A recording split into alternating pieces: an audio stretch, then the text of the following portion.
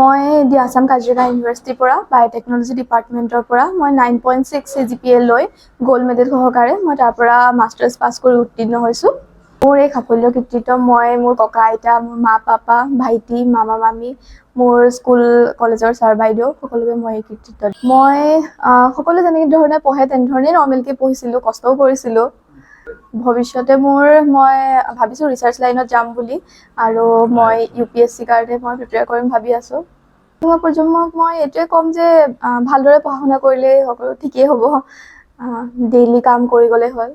পিতৃ হিচাপে মই যথেষ্ট গৌৰৱ অনুভৱ কৰিছোঁ, যিহেতু আমাৰ অসমীয়া মাধ্যমৰ বিদ্যালয়ৰ পৰা আজি গৈ মাষ্টাৰ্ছ মানে সুখ্যাতিৰে উত্তীৰ্ণ হৈছে কাজিৰঙা ইউনিভাৰ্চিটিৰ পৰা। তাৰ কাৰণে মই যথেষ্ট গৌৰৱ অনুভৱ কৰিছোঁ, যিহেতু আমাৰ অঞ্চলৰ এটা গৌৰৱ, বিদ্যালয়খনৰ এটা গৌৰৱ, আমাৰ পৰিয়ালৰ এটা গৌৰৱ। যিসকল পিতৃয়ে চৰকাৰী বিদ্যালয়ত শিক্ষকতা কৰে কিন্তু ল'ৰা ছোৱালী তেখেতলোকৰ সন্তানক সেই চৰকাৰী বিদ্যালয়ত পঢ়াবলৈ অনিচ্ছা প্ৰকাশ কৰা দেখি আহিছোঁ।